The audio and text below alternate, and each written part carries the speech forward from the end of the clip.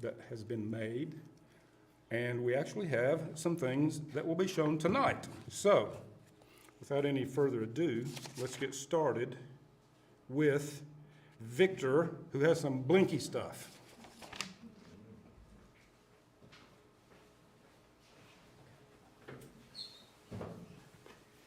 So this is actually a combination of some blinky stuff and 3D printing and resin printing. And if you guys have seen me before, you know that I've been working on this little short film thing. So, how many of y'all have seen this before? I know Isaac has. It's a circuit playground from Adafruit. And we live in a wonderful time where you can just get stuff like sort of off the rack, so to speak, that's set up and pretty much ready to use instead of having to like find your own microcontrollers, find your own LEDs and put everything together. So that's kind of what this is. It's designed as a teaching tool to teach kids and adults how to do electronics, how to program microelectronics. And what's beautiful about it is that you can literally just plug it in and a lot of times it'll just blink lights. So I had a need on the film to do a couple of different things. This is actually set up and you can make it a Christmas ornament. I think part of this was like a Christmas ornament mount. But you basically plug in USB power here, and these lights, there's lights, a microphone, a speaker, believe it or not, in there, motion sensor, and various other things so that you can actually do a lot of stuff. It can both input from the world and output to the world. But what I wanted it to do was be on the end of a stick, and I'm playing this like security droid, and when somebody comes in, I take the stick and do like this, and the light lights up. And then of course I'm gonna sweeten it up a little bit in post-production, but the idea is that this was just a really quick, easy way for me to make a practical light that I could actuate through some motion. And there you see it kind of lit up. If you look real closely at it, it looks really cheap and silly, but I'm also doing a Doctor Who fan film, classic Doctor Who, so it's supposed to be cheap and silly. Now, this I have to give kudos to Knox Makers for, because I don't know who brought this in. If you're here tonight, you can tell me what the heck this thing was originally meant to do. But I needed a, who brought that in? Awesome. What was this?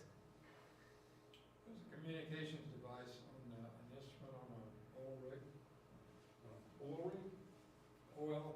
Oil rig, wow. Okay, well, that's perfect because I was using it as the sort of just a real quick, like to fuel a portal generator, essentially, like Rick and Morty type portal type thing. So I needed something with some keypad buttons on it, and I wanted something to play random numbers.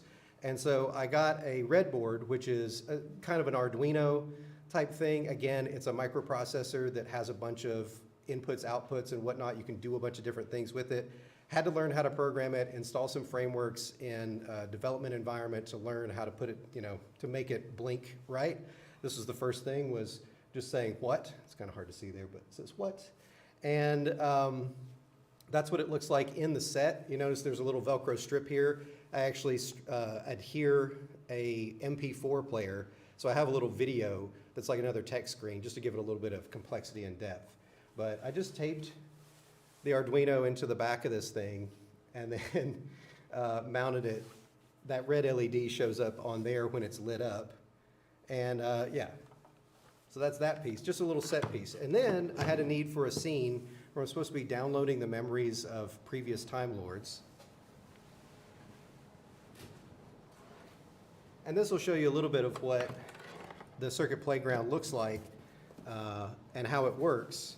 So this is, like I said, with the printing and whatnot, I 3D printed a brain, and this is actually somebody's actual brain. Yeah, they took the scan of their brain from a, I guess, CT scanner or something, and had it, I thought it was gonna be hollow. This thing, like, I could brain someone with this. It's pretty heavy. And then I thought, well, I'll be clever. I'm gonna try to make light tunnels, right? So that I can put blinky lights underneath here and it'll light up, kind of like, you know, Brainstorm or something. Except that the resin and the PLA, like the PLA was a little bit porous. So I kept getting the resin to drip, or the epoxy resin to drip through.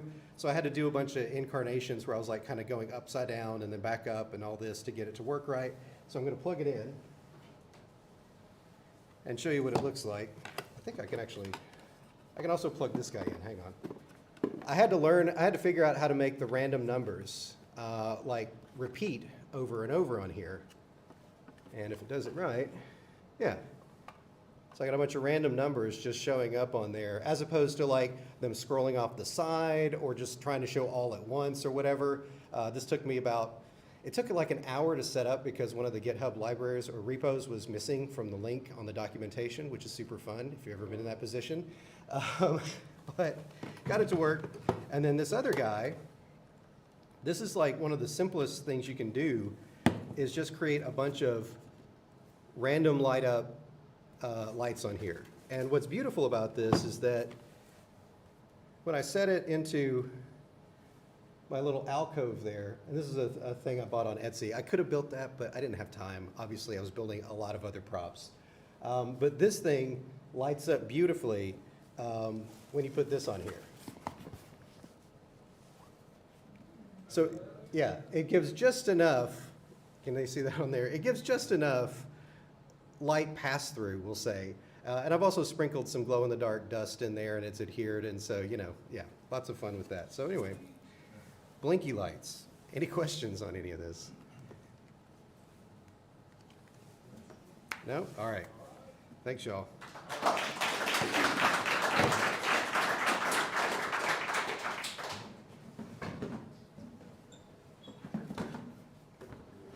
If you let me take a look at that later, I can tell you more about it. Yeah, please.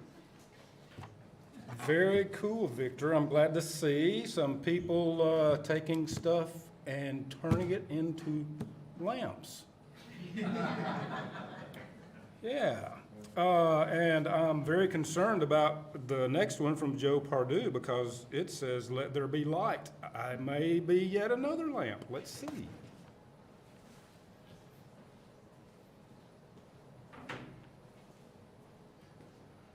Well, actually, it's not a lamp. It's just the opposite of a lamp.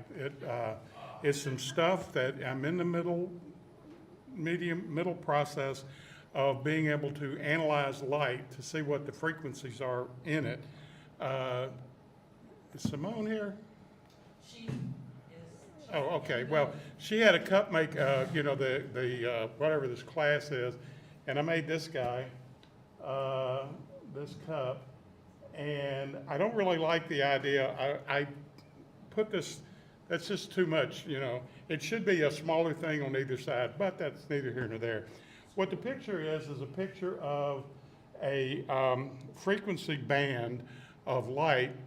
Just in case you don't know who I am, I'm interested in electronics and plants. Okay, yeah, the only person probably that I've ever met that's interested in those two. So plants use a certain band of light. It's pretty much sunlight.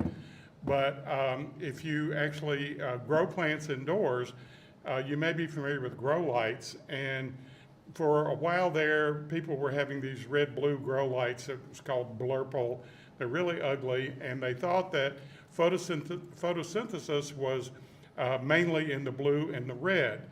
And there was evidence for that, but the evidence was wrong. Anyway, so I'm doing some research on it. And what I've thought is that these instruments that you need in order to grow plants indoors are a lot more expensive than they need to be, especially if you're a DIY type. And so what I've done is I've been building, this is a spectrometer. I'll show you some pictures in a minute. This part out here is the little tube. Jewelers use this to look at the light spectra, like coming through diamonds or rubies or whatever, so they can tell whether they're real or fake just by looking at the light spectra. And then there's a zoom lens on there because I didn't know what the focal length was going to be. And then there's a camera here at the base, and this plugs into a Raspberry Pi.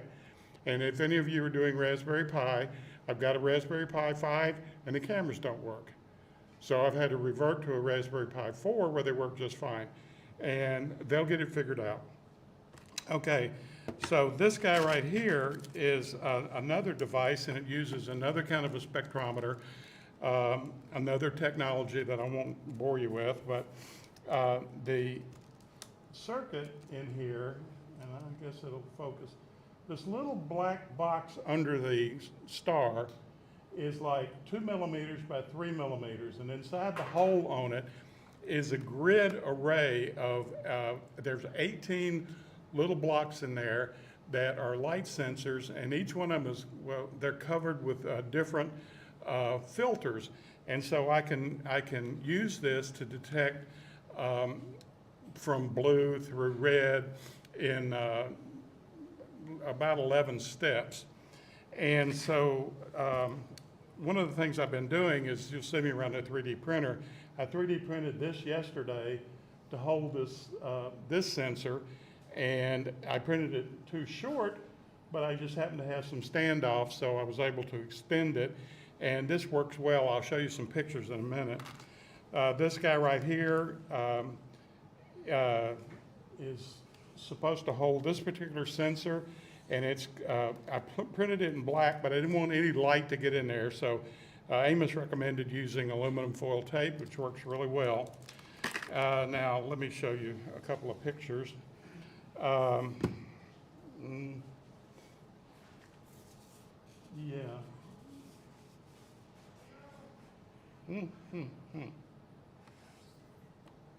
Okay, this is, well, you see in the back that this sensor here, this is a little microcontroller, actually. It's the Raspberry Pi Pico W. And off to the side there, you see a bunch of lights. Those are different colored LEDs that I've been using for my testing.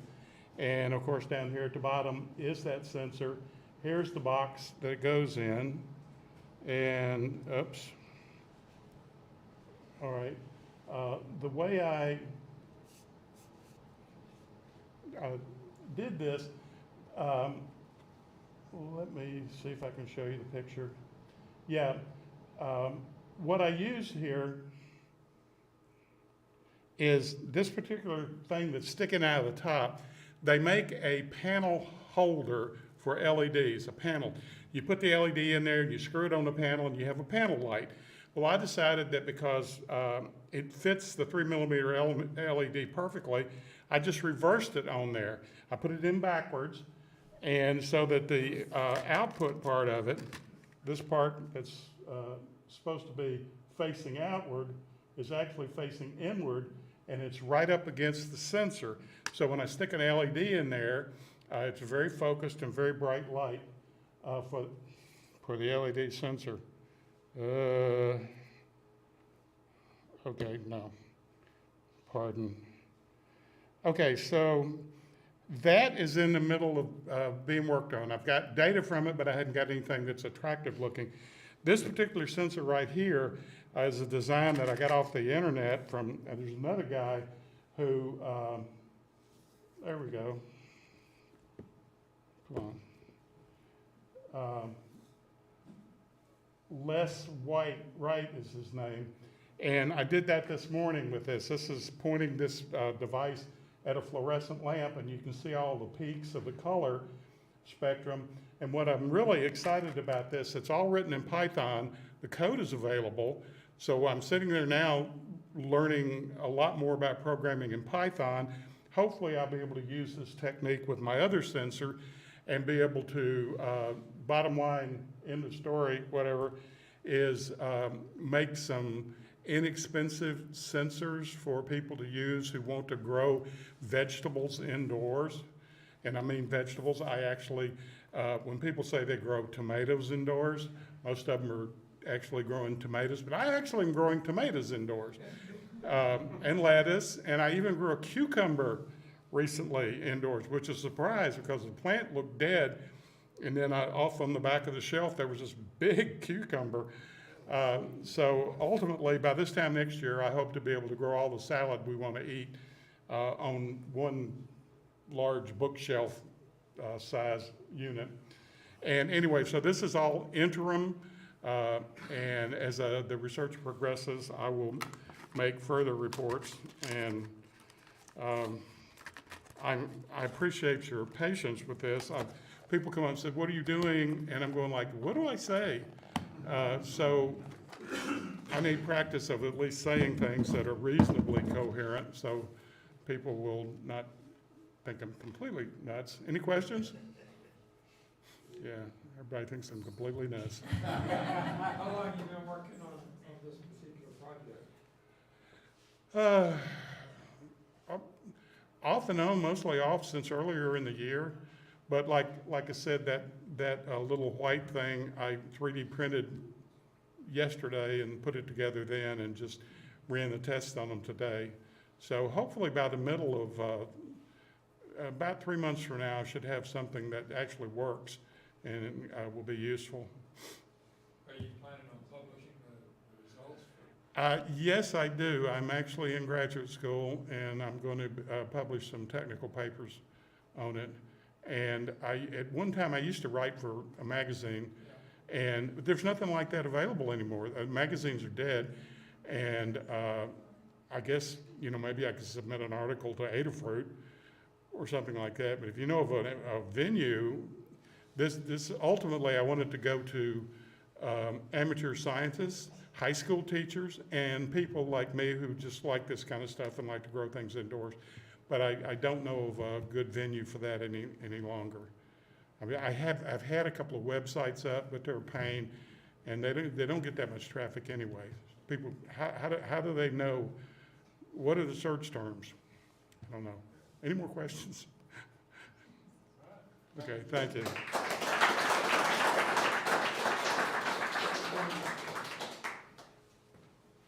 Thank you, Joe.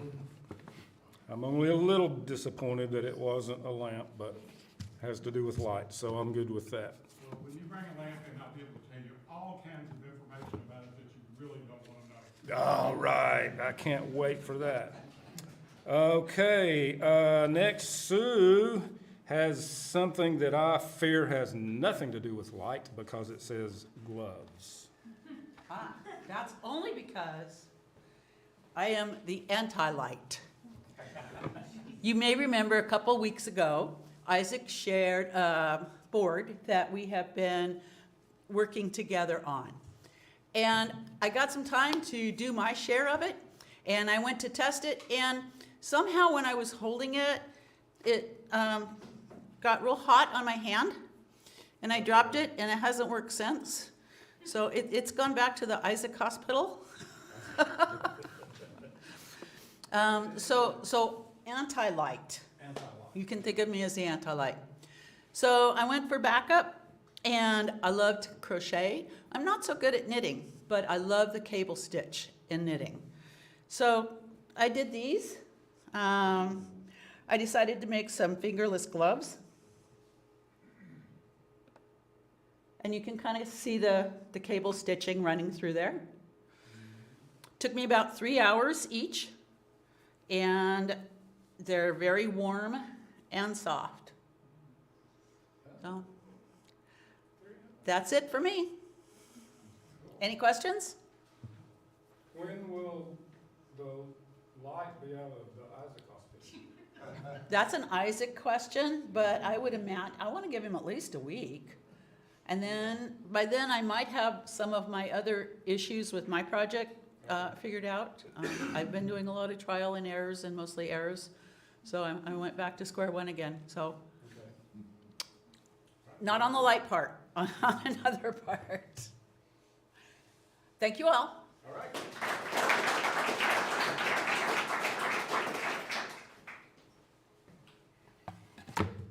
Next up, we have, because, yes, ma'am, Laura. No, not Laura. Yes, Laura. No, I'm sorry. No, there's Laura. I'm sorry. What'd you say? I've decided I do want to share. Okay, do it.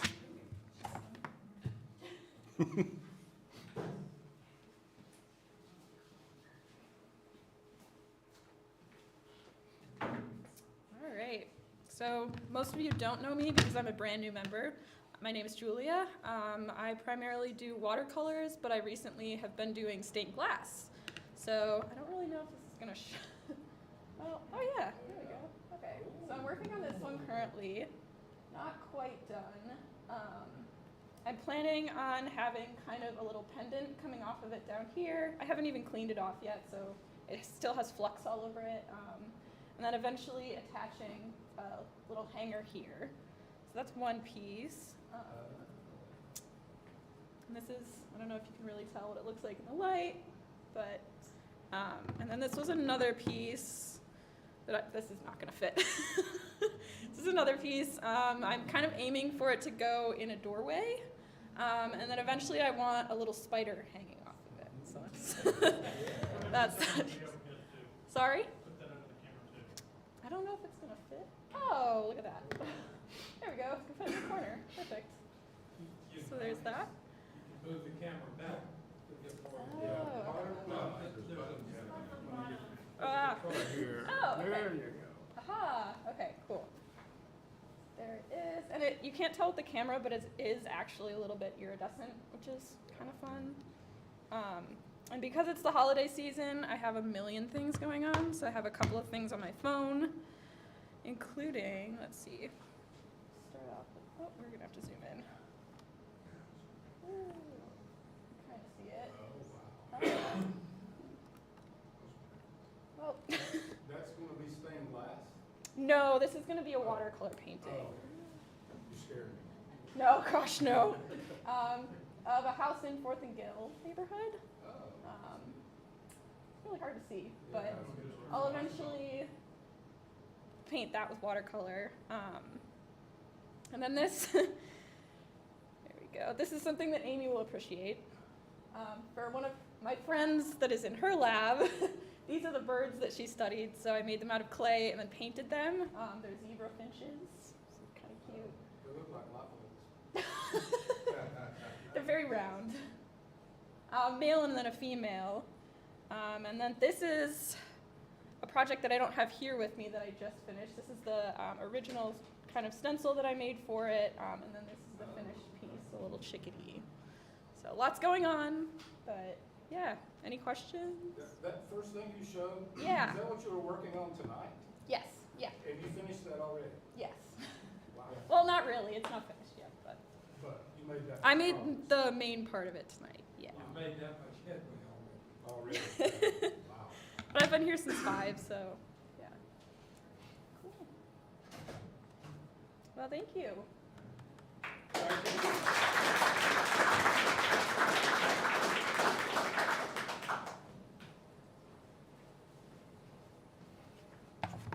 All right. Because there have been questions about it, our next show is going to be done by Russell, because people have asked me, what is that thing? Because apparently some people watched last week's show and share, and we had technical difficulties. And people weren't able to see what the thing was, and I realized that I really should have been more careful about how I described it when I was talking about when you touch this thing, it does this, and touch that thing, and so it was, I know we're supposed to be PG-13, but that was inadvertent, so my apologies. So anyway, here's the thing. The reason we couldn't show it is because it was a gift for Tracy's mom for Christmas, and she would have seen it before she got it. So, hi Tracy's mom, Merry Christmas. So, this is it with just the light on this little knob in front. You actually turn it, it's a 3-way switch. It turns on the main light bulb, and also, oh, that's my cat and my dog. Went the wrong way, sorry. Turn on the cat, yeah. It's hard to tell here, but these crystals back here, that's actually Waterford crystal bottle stoppers. There you can see where it's lit up. This is a dimmer switch. This little white knob here, a dimmer switch for the main light. There it is with both of them lit up. You can actually open the box and put filters on top of the LEDs so that you can have a Christmas light, if you prefer. It's hard to tell, but the one on the right is red, the one on the left is green. Yeah, the overhead is just not giving it justice. But anyway, there's one yellow, blue, there's the blue one. So anyway, there it is. That's the thing. So if you were wondering about that, that's the deal there. Okay, enough of that. Any questions on the thing? Okay, good. We'll move on to announcements. We have some classes coming up. We just had a bunch of classes over the weekend. And so now, for the most part, we're looking at stuff for next year. We've got, oops, sold out. Woodworking 202, which is advanced turning. There is a prerequisite for that. You have to have the first turning class in order to be able to take that. On Saturday, the 20th, there will be a stitch and bitch. If you like fiber arts, or even if you just like to talk, come and hang out in fiber arts and stitch and bitch. Tormex sharpening, Monday the 22nd. So I'm sure there'll be more classes posted. We just had a bunch to end up the year. Another small, well, not small, but we haven't had a 3D czar, and Rhubarb has indicated he will step up and head the committee-run 3D area. And so we appreciate him stepping up to do that. Where is he? He's not here. Where is he? He's not here. Hey, Rhubarb, wherever you are out there. Also, we will have our annual meeting on January 23rd at 7 o'clock. We won't be having show and share that night because we will be having the meeting. Historically, we have had a meal prior to that, and we're still doing that, right? Yep, so we're going to cook out and eat before the meeting, so that'll be a lot of fun. Tonight, after this meeting, we will have new member onboarding. That is a requirement for membership.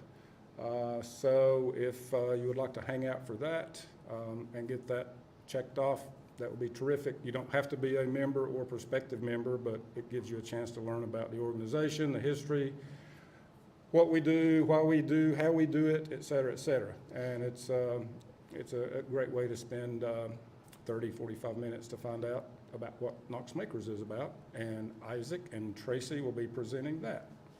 It's very well worth your attendance. We will be meeting next week. It'll be the day after Christmas, but we'll be here. So, so show up and show your stuff. I think that's all. Any other announcements that the powers can think of? Sir? Oh yeah, I always forget that.